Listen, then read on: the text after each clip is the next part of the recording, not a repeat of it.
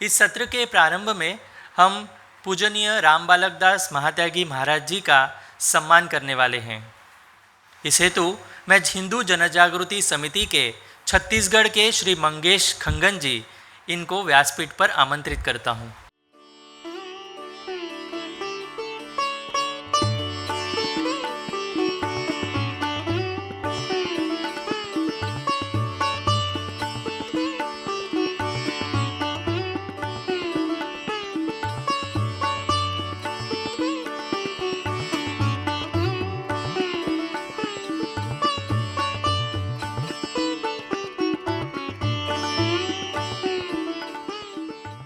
धर्म विरोधी शक्तियों द्वारा हिंदुओं पर हो रहा आघात एवं उपाय, इस विषय पर पूजनीय श्री राम बालक दास जी महात्यागी महाराज हमें संबोधित करेंगे।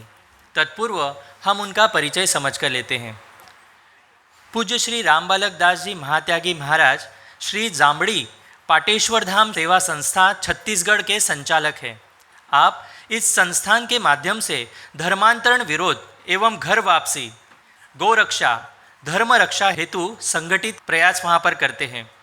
आप छत्तीसगढ़ के हर जिले में आदिवासी क्षेत्रों में धर्मांतरण रोकने हेतु निरंतर प्रवास कर हिंदुओं को जागरूक करने का प्रयास करते हैं। आप धर्म रक्षा हेतु राज्य भर में युवकों को संगठित कर एवं धर्म शिक्षित करने का अभियान चला रहे हैं। आपने ऑनलाइन सत्संग के माध्यमों से लाखों हिंदुओं को मार्गदर्शन भी किया है और वो करते भी हैं। हिंदू राष्ट्र स्थापना हेतु एवं देश भर में गोवंश हत्या बंदी होने के लिए संतों को संगठित करने का कार्य भी वह कर रहे हैं। मैं महाराज जी के प्रार्थना करता हूँ कि वे हमारा मार्गदर्शन करें। रामो राजमणि सदा विजयते रामं रमेशं भजे रामेणाभीता निशाचर चमो रामाय तस्मै नमः। रामान्नास्ति परायणं परतरं रामास्य दासोऽस्म्यहं रामे चित्तलयः सदा भवतु मे भो राम मामुद्धरम। आज के इस वैश्विक हिंदू राष्ट्र महोत्सव में यहाँ पर विराजमान सभी संतों के श्री चरणों में प्रणाम करता हूँ। हिंदू जनजागृति समिति और पूरे विश्व के प्रतिनिधि के रूप में पूरे भारत के हर प्रांत से आए हुए सभी धर्मवीर हमारे साथियों का और यहाँ पर उपस्थित मेरी मातृशक्ति सभी माताओं का बहुत बहुत सम्मान करता हूँ। लगातार कई वर्षों से इस कार्यक्रम में आने का मुझे अवसर मिलता है। जब भी आता हूँ एक नई ऊर्जा का संचार अपने आप में पाता हूँ।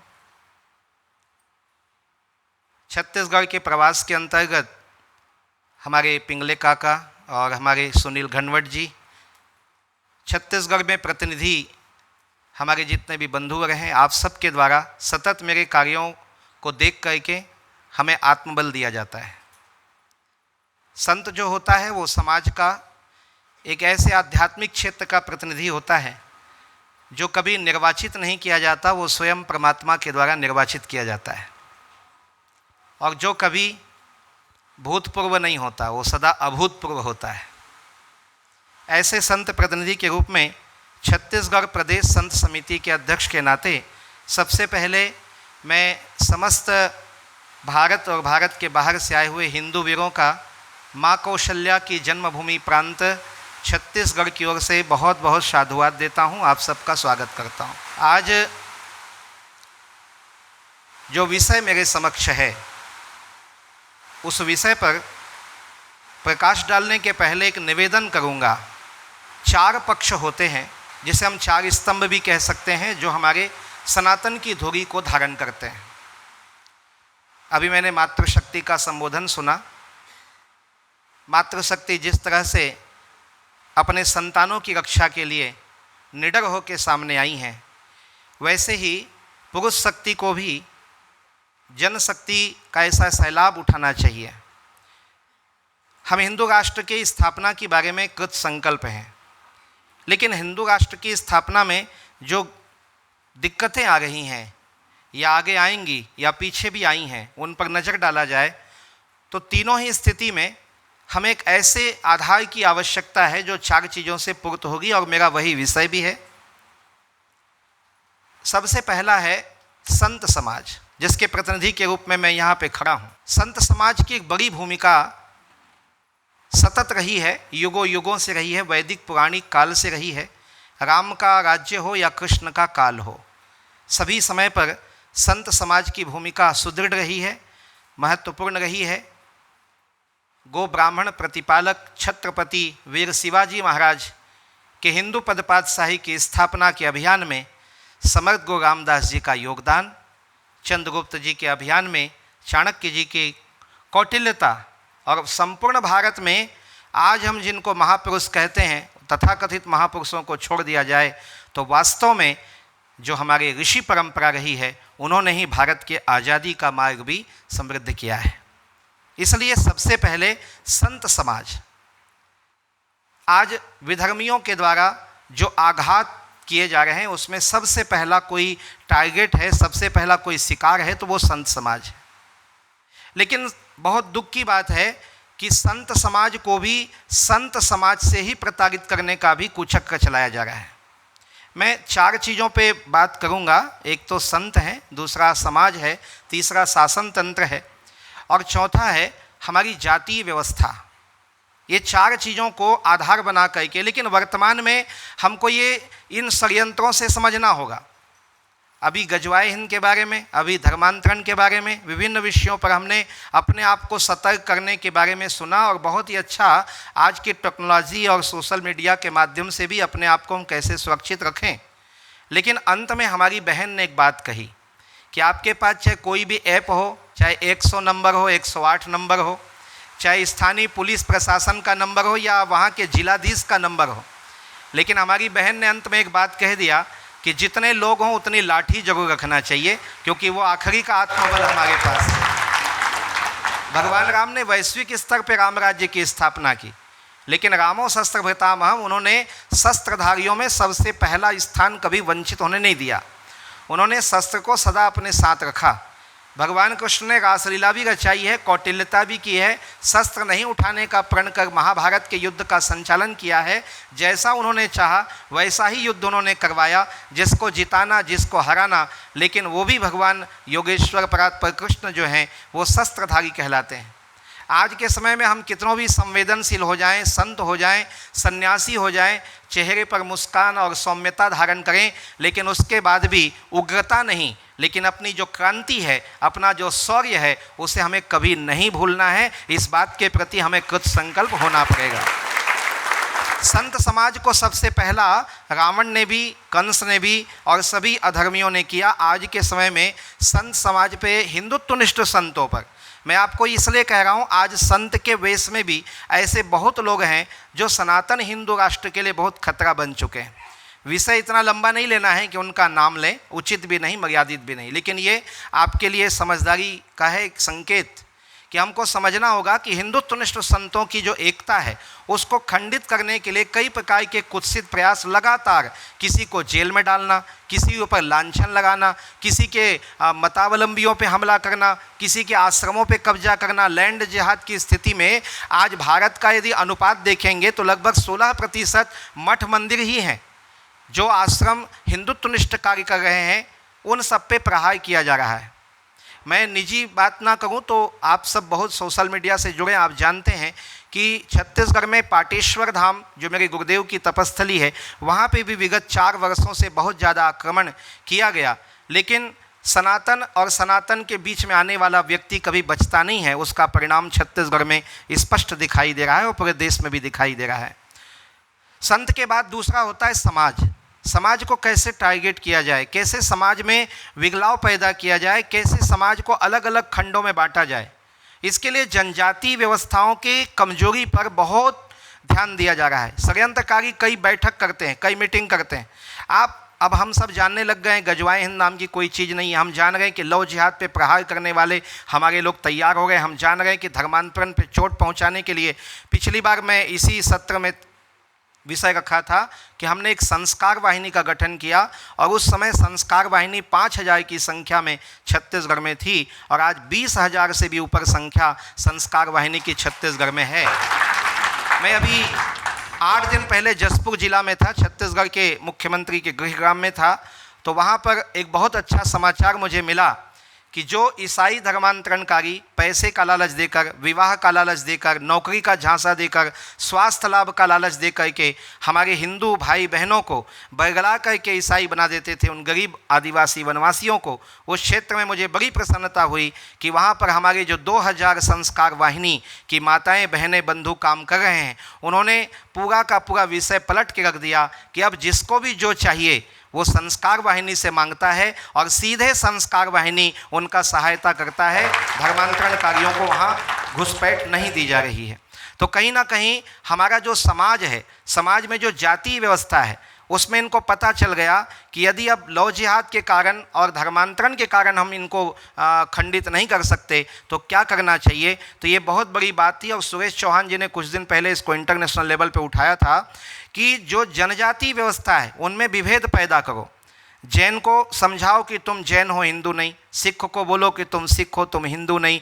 बौद्ध को बोलो तुम बौद्ध को मानने वाले हो, तुम हिंदू नहीं। और सबसे कमज़ोर और सबसे मजबूत यदि भारत में कोई व्यवस्था है, ये कोंकणी राज्य गोवा में भी कह दूं, छत्तीसगढ़ में कह दूं, मध्य प्रदेश और जहाँ से भी आप आए हैं, भारत का कोई ऐसा प्रदेश नहीं है जिस प्रदेश में हमारे आदिवासी भाई बहन ना रहते हों। तो एक बहुत बड़ा टारगेट इन विधर्मियों ने किया है आदिवासी व्यवस्था। आदिवासी भाई बहनों को आज इस मंच के माध्यम से मैं ये बात कहना चाहूँगा कि जो हमारे आदिवासी भाई बहन हैं वो भोले भाले होते हैं, बड़े सरल होते हैं और सदा वो धर्म के पक्ष में ही होते हैं।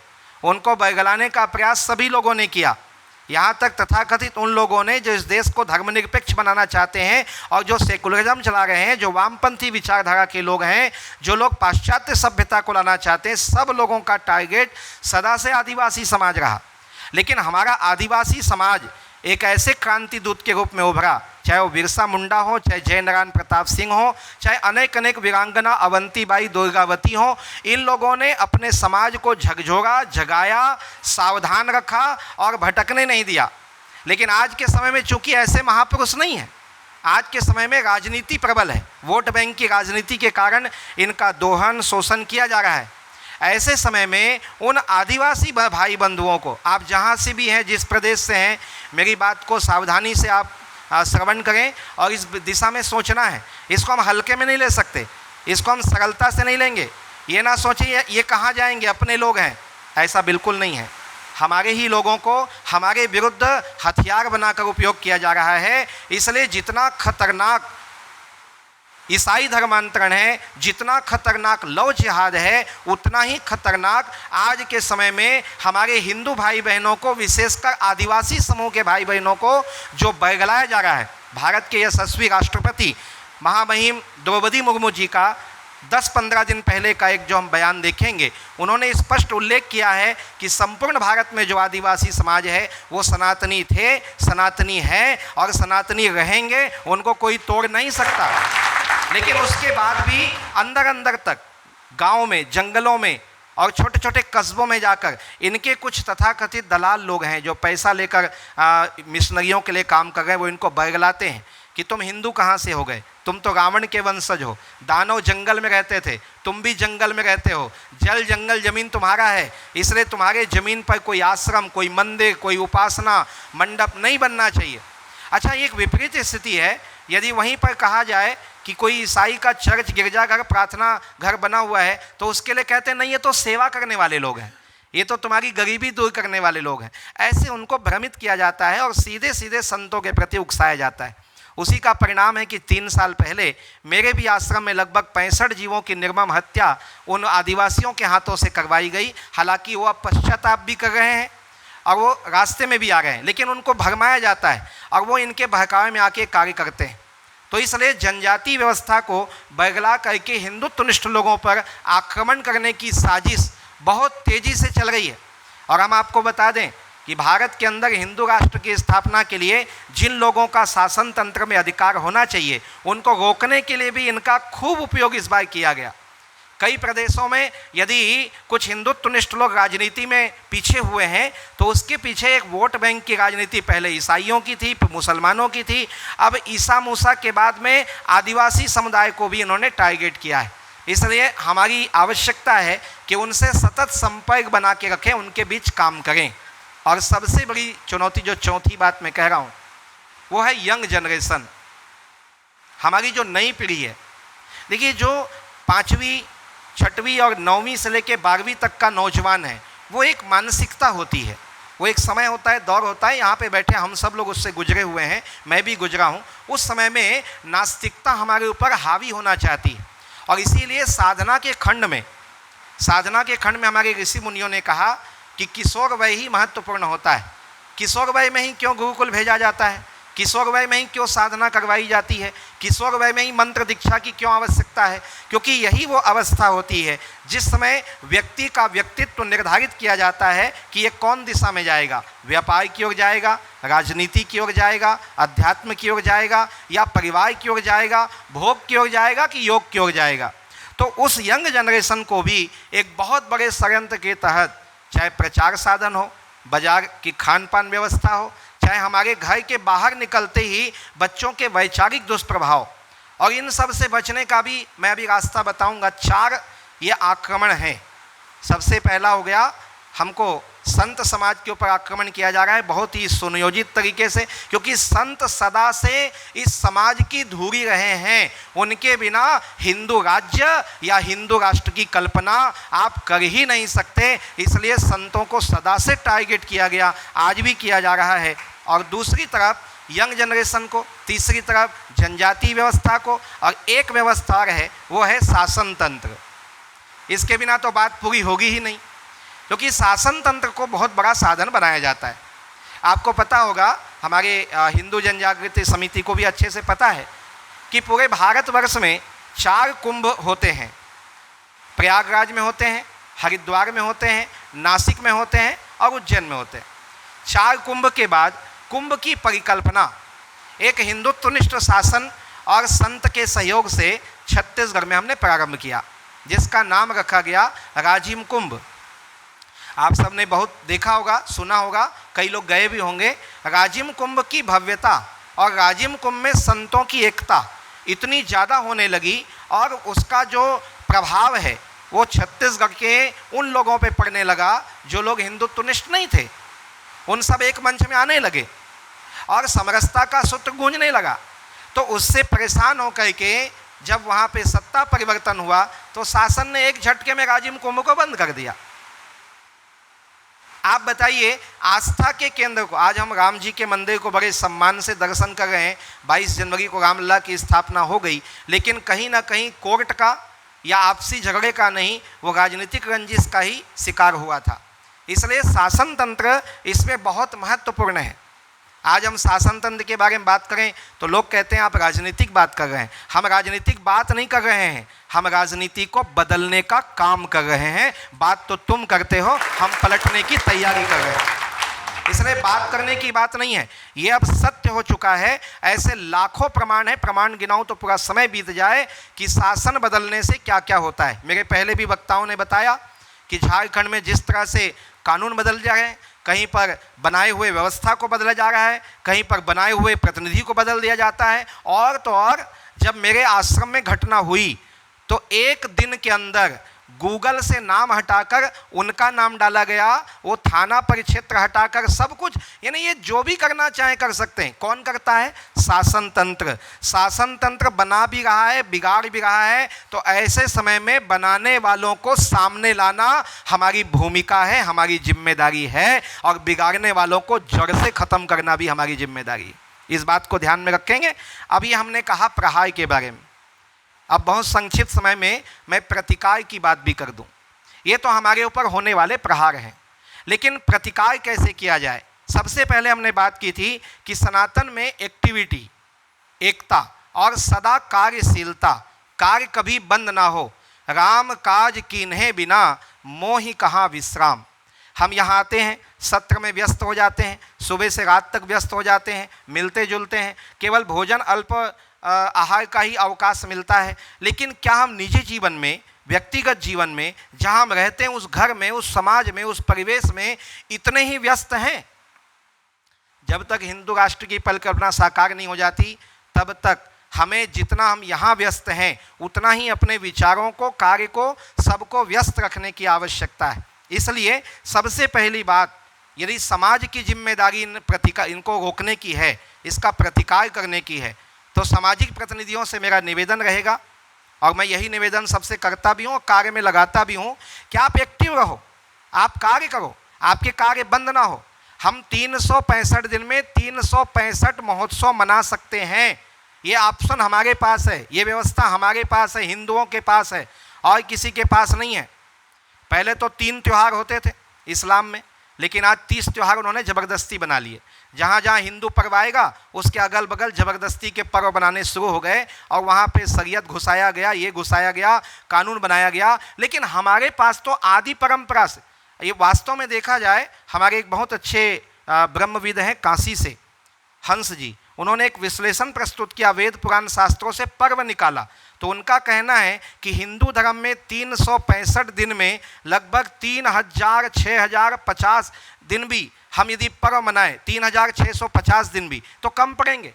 कितने पर्व हैं हमारे पास, कौन सा महीना खाली है? कभी नवरात्रि, कभी शिवरात्रि, कभी जन्माष्टमी, कभी रामनवमी, ये तो मुख्य हो गए। इसके अलावा हर दिन, आज भी हम खंगालेंगे तो 4-5 पर्व होंगे। तो हमको एक्टिव रहने के लिए पर्व, उत्सव, मंदिरों में आयोजन, जो संतों के आश्रम में वहाँ आयोजन, अपने घरों में आयोजन, अपने मोहल्ले में, कॉलोनी में कुछ ना कुछ करते रहना है। यदि हम 10 हिंदुत्वनिष्ठ हैं कहीं, तो हमको चाहिए कि हम 10 विभाग में बांट लें, कि भाई इस महीने का मैं देखूंगा, अगले महीने का तुम देखोगे। आप कहेंगे इसमें बजट लगेगा, इसमें खर्च लगेगा, व्यवस्थापन लगेगा। आज वो भी 10% निकालते हैं, अपने आय का 10वां हिस्सा वो निकालते हैं, और हम नहीं निकालते हैं। हमारी परेशानी क्या है कि हमको कमाना है, भौतिक सुख सुविधा इकट्ठा करना है। कुछ 2-4 भौतिक सुख सुविधा ना भी मिले तो चलेगा, लेकिन इसके साथ साथ हमें उस सुविधा को ध्यान में देना है जो आज के लिए नहीं, आने वाले हजारों वर्ष के लिए हिंदू राष्ट्र के रूप में हम बनाने वाले हैं। इसलिए अपना समय के साथ थोड़ा आय का भी अंश निकाल करके उसमें लगाना चाहिए। समाज की भूमिका है कि एक्टिविटी बनी रहे, लगातार हम सक्रिय रहें, हमारा जो तंत्र है वो सदा हावी रहना चाहिए, हम कभी शिथिल ना दिखें, ना शिथिल हों। तो इससे क्या होगा, यंग जनरेशन हमारे हाथ में आएगा। बार बार पूजा पाठ, मंत्र, तिलक, कभी दीप आरती, कलश सजेंगे, आम के पत्ते दरवाजे में बंधेंगे, कभी शंख बजेगी, कभी घंटी बजेगा। वर्ष में आपके घर में, मोहल्ले में, कॉलोनी में 10, 15, 20 नहीं बल्कि 100-200 कार्यक्रम होने से जो हमारी पीढ़ी इधर उधर जा रही है उनको एक सहज संस्कार मिलेगा। और सहज संस्कार के साथ साथ यदि गुरुकुल व्यवस्था नहीं, आज बहुत लोग रोना रोते हैं, पहले गुरुकुल था, अब स्कूल हो गया, तो स्कूलों में ये नहीं हो रहा है। तो ये ऐसे कोई धाम का निर्माण, जैसा आप देख पा रहे हैं माँ कौशल्या जन्मभूमि तीर्थ, ये निर्माण 15 वर्षों से हो रहा है। ये हमने इसलिए नहीं बनाया, एक तो ये है कि भाई देखो 500 साल के संघर्ष के बाद राम जी को घर मिल गया, भगवान राम, रामलला विराजमान हो गए। लेकिन राम को जन्म देने वाली माता कौशल्या, जिनका जन्म छत्तीसगढ़ में माना जाता है, मान्यता ही नहीं प्रमाण भी है, वो 3 युग से इंतजार कर रही है, उनको घर नहीं मिला, उनके लिए रहने को कोई जगह नहीं है, या उनके नाम से कोई धाम नहीं है। मैं बहुत जल्दी आप सबको छत्तीसगढ़ बुलाऊंगा, क्योंकि 2026 में गोद में रामलला को लेकर विश्व की प्रथम प्रतिमा माँ कौशल्या, ये 25 करोड़ के मंदिर में विराजमान होने वाली है। कौशल्या धाम का निर्माण वहाँ चल रहा है, और ये हम इसलिए नहीं बना रहे हैं कि कोई मंदिर है। एक तो ये कि माँ कौशल्या का स्थान सुरक्षित हो, मातृशक्ति को सम्मान मिले, और दूसरा एक ऐसा केंद्र बने जो पूरे प्रदेश में संस्कार की गूंज और हमारे हिंदुत्व का एक केंद्र बन सके। इसके लिए इसे कौशल पीठ के रूप में निर्माण किया जा रहा है। दूसरा विषय है संतों की जिम्मेदारी। देखिए यहाँ गृहस्थ संत बहुत है, जरूरी नहीं कि कोई वैरागी हो, सन्यासी हो वही संत है। गृहस्थ संतों की भूमिका आज हमसे भी ज़्यादा है, और हमारे हिंदू जनजागृति समिति में एक संत परंपरा है, और भी बहुत से हमारे यहाँ वारकरी संप्रदाय महाराष्ट्र में चलता है। तो संत परंपरा में विरक्त हों या गृहस्थ हों, दोनों ही स्थिति में संतों को अपने प्रवास को तेज करना चाहिए। हम मठ मंदिर में बैठने के लिए नहीं बने। मैंने एक नियम बनाया है, 365 दिन में मैं 65 दिन अधिक से अधिक आश्रम में रहता हूँ, बाकी 300 दिन मैं गाँव में रहता हूँ, लोगों के बीच में रहता हूँ। प्रवास के कार्यक्रम को इतना बृहद बनाना चाहिए कि हमें लोग मिले ना मिले, कम मिले ज़्यादा मिले, खासकर आदिवासी क्षेत्रों में मैं जाता हूं तो आदिवासी क्षेत्रों में संतों की बड़ी कमी है, लेकिन श्रद्धा वहां ज़्यादा है, मान्यता ज़्यादा है, आस्था ज़्यादा है। वो इंतजार करते हैं, जैसे सबरी ने राम का इंतजार किया, ऐसे आज हमारे आदिवासी भाई बहन, वनवासी भाई बहन, हम संतों की प्रतीक्षा करते हैं कि कब हमारे संत हमारे बीच में आएँ और हमें गले लगाएं, हमें उपदेश दें। इसलिए समस्त संत समाज के प्रवास कार्यक्रम लगातार होने चाहिए और निर्माण होना चाहिए। हमारे निर्माण रुकना नहीं चाहिए। निर्माण चाहे मंदिर का हो, निर्माण चाहे गौशाला का हो, निर्माण चाहे व्यायामशाला का हो, निर्माण चाहे भजन मंडप का हो, निर्माण चाहे युवाओं का हो, बहनों का हो, वो होना चाहिए। प्रवास कार्यक्रम संतों के जब तक चले हैं हमारा समाज सुदृढ़ रहा है, लेकिन प्रवास कार्यक्रम नहीं होने से हमारा जो सुदृढ़ता है, मजबूती है, वो कमज़ोर होने लग गया। क्या आपको पता है कि शिवाजी महाराज की युद्ध के समय जो मैंने पढ़ा है, शिवाजी महाराज ने जब युद्ध किया, मुगलों को परास्त किया, उस समय समर्थ गुरु रामदास जी ने अपने आश्रम में समय व्यतीत नहीं किया। वो सतत प्रयत्नशील और प्रवासशील रहते हुए लोगों को विजय महामंत्र श्री राम जय जय राम का उपदेश करते रहे। उन्होंने एक हाथ में माला और दूसरे हाथ में भाला का मंत्र दिया, तब जाके हिंदू राष्ट्र की स्थापना शिवाजी ने किया। तो संत समाज को प्रवास करना चाहिए, लेकिन अब जो यहाँ पे संत की श्रेणी में नहीं है, उनको भी इस क्रम में मैं एक निवेदन करूं कि आपको उन प्रवासों के विधान बनाने चाहिए। ऐसे संतों के प्रवास के विधान बनाइए जो आपके क्षेत्र में लगातार आ सकें। मैंने इसके पहले कहा कि समाज के द्वारा एक्टिविटी, गतिविधियां, अलग अलग पर्व उत्सव, तो आप हर पर्व उत्सव में कोई ना कोई संतों को बुलाना, उनको बुलाकर उनके सामने कार्यक्रम को करना। इससे नवी पीढ़ी के अंदर जो संतों के प्रति गंदगी फैलाई जा रही, आज सोशल मीडिया में, यूट्यूब चैनल पे और कई प्रकार के फिल्मों के द्वारा आप देख रहे हैं, वेब सीरीज, इन सब चीज़ों के द्वारा एक भ्रांति बैठाई जा रही है कि जो सन्यासी है, जटाजूटधारी है, तिलक चंदन वाले हैं, ये लोग क्या हैं, ये सब पाखंडी हैं, ये लोग ऐसे ऐसे काम, ये इनके मन में बैठाया जा रहा है। बार बार संतों को आने से गोस्वामी तुलसीदास जी कहते हैं कि संत दरस जिमि पातक टरई, संत का खाली दर्शन हो जाए और आप 1 घंटे किसी को भाषण दोगे, दोनों का अंतर है। वो एक पल का दर्शन भी मन के विकार को दूर कर देता है। इसलिए बार बार संतों का प्रवास आप भी बनाएं और संतों को भी चाहिए कि सदा एक्टिव रह के प्रवास करें, और ख़ासकर सड़क पे नहीं, हमको उन बिहड़ों में जाना होगा, जंगलों में जाना होगा। अभी मैंने 4 दिन के अंदर 14 गांव में प्रवास किया। ये 14 गांव के अंतर्गत मुझे केवल 3 स्थान पे मंच मिले, बाकी जगह मैं पीपल की छाया में, आम के बगीचे में बैठ के लोगों को संबोधित किया, लेकिन संख्या हजारों में थी और वो लालायित थे और उन्होंने संकल्प लिया कि हम सनातन के लिए काम करेंगे। और तीसरा विषय शासन। देखिए, एक बात मैं पूछना चाहता हूँ, आज भारत के अंदर जो केंद्र में शासन है या जहाँ जहाँ पर भी हिंदुत्वनिष्ठ शासन है, मैं अपने छत्तीसगढ़ के बारे में दावे के साथ कहूँगा कि छत्तीसगढ़ में जो हिंदुत्वनिष्ठ सरकार अभी बनी है, सनातनी सरकार बनी है, और जिस तरह से लोकसभा के चुनाव में भी परिणाम आए हैं, वो किसके कारण आया है? मैंने प्रदेश शासन के प्रतिनिधियों के सामने अभी एक सभा में भी ये कहा, मुख्यमंत्री भी थे, मैंने कहा कि यदि इस समय छत्तीसगढ़ में शासन तंत्र में बदलाव आया है और हिंदुत्वनिष्ठ केंद्र और राज्य में और साथ ही लोकसभा का प्रभाव दिखा है, तो ये किसी राजनीतिक शक्ति का प्रभाव नहीं है, ये हिंदुत्व का प्रभाव है, ये राष्ट्र शक्ति, अध्यात्म शक्ति का प्रभाव है। तो जब आप इस बात को रियलाइज करते हैं, इस बात को जब आप स्वीकार करते हैं कि आज जो बदलाव आ रहा है वो हिंदुत्वनिष्ठ के कारण आ रहा है, हिंदुत्व के कारण आ रहा है, तो फिर शासन तंत्र के ऊपर भी अपना धर्मदंड बराबर होना चाहिए। इस बात को हमने कुछ दिन पहले रायपुर में कहा कि यदि आज संतों की परंपरा और संतों की मर्यादा है, तो शासन तंत्र की भी मर्यादा है कि जिनके कारण आप वहाँ पर हो जहाँ पे आपको होना नहीं चाहिए था, बहुत पीछे चले गए थे, तो आज उस जिम्मेदारी को निभाओ। शासन के साथ बैठकर प्रतिनिधिमंडल बात करे, विवाद से ज़्यादा संवाद में हम सफल हो सकते हैं। तो संवाद के क्रम बनाने के लिए चुनिंदा लोगों की एक टीम हर राज्य में होनी चाहिए।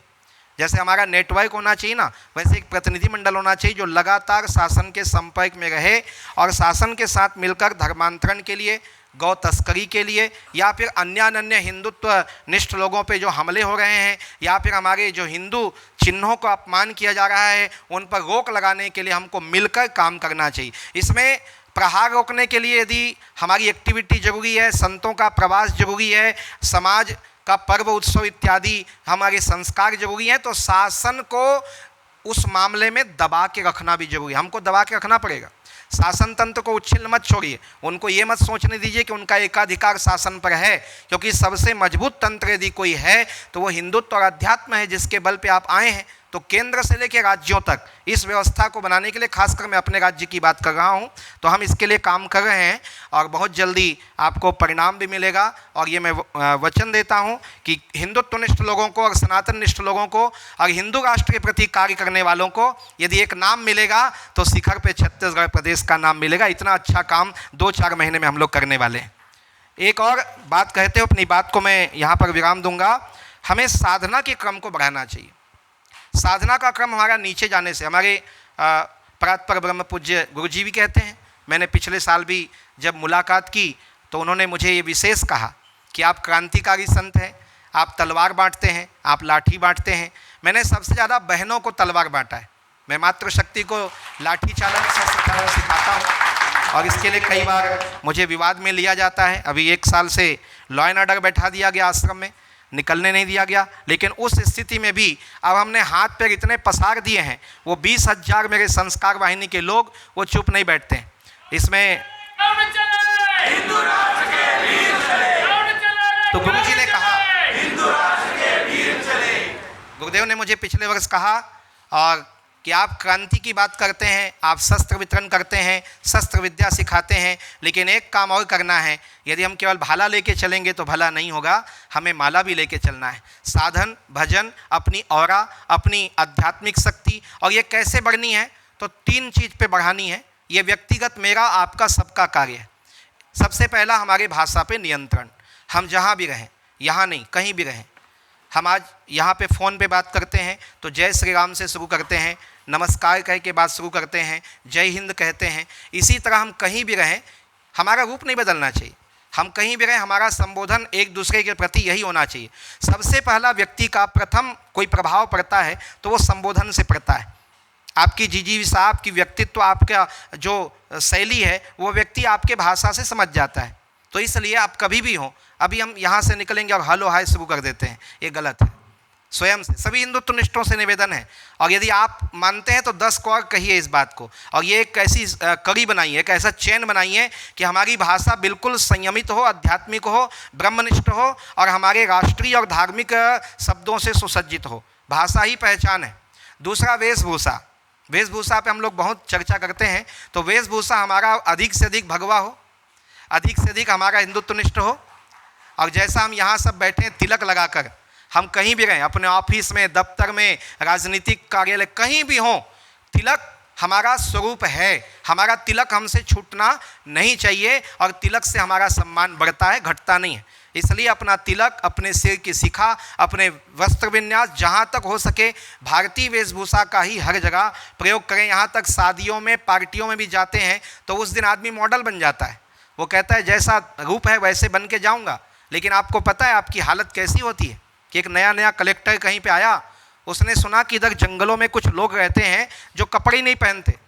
उसका वहाँ जाने का कार्यक्रम बना तो उसने अपने अधिकारी को कहा, देखो भाई जैसे जगह में जा रहा हूँ वैसे जाना चाहिए, तो आज मैं बिना कपड़े पहने जाऊँगा। लेकिन जब वो गांव के लोगों ने सुना ना कि हमारे बीच कलेक्टर आने वाला है, बहुत पढ़ा लिखा है, उसने कहा आज के दिन कपड़ा पहन लेते हैं, एक दिन के लिए क्या होगा। अब आप समझ सकते हैं जब कलेक्टर वहां गया तो उसकी कितनी तौहीन, कितना बेइज्जती हुआ होगा, उल्टा पड़ गया ना।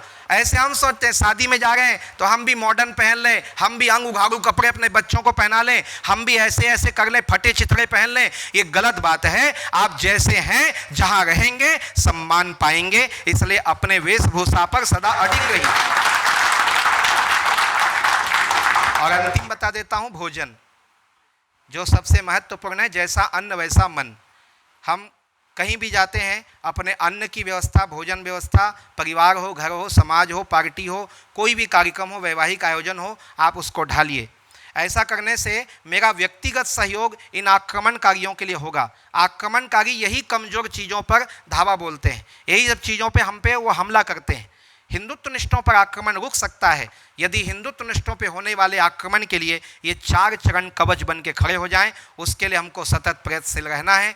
अंत में आप सभी को मैं निवेदन करूंगा एक प्रार्थना के साथ, वैसे बाहर निकल कर आपको एक कार्ड भी मिल जाएगा इस संबंध में, कि ये जो विषय मैंने 2 मिनट के लिए रखा था माँ कौशल्या के जन्म स्थान का, ये समस्त सनातनी समस्त राम भक्तों का विषय है। यदि हम रामलला का मंदिर अयोध्या में बना सकते हैं तो कौशल्या माँ जिन्होंने जन्म लिया था महाकौशल में, उनका ये दिव्य धाम भी बनना चाहिए। 2026 में स्थापना होनी चाहिए। इसके लिए कई अवरोध आ रहे हैं, मुझे कई तरह से प्रताड़ित किया जा रहा है, लेकिन आप सबका ही नहीं पूरे विश्व के सनातनी राम भक्त का सहयोग मुझे मिलेगा, मैं आशा करता हूं। और बहुत जल्दी 2026 में आप सबको इसी तरह आमंत्रित करूंगा माँ कौशल्या की स्थापना में। सभी को जय श्री राम।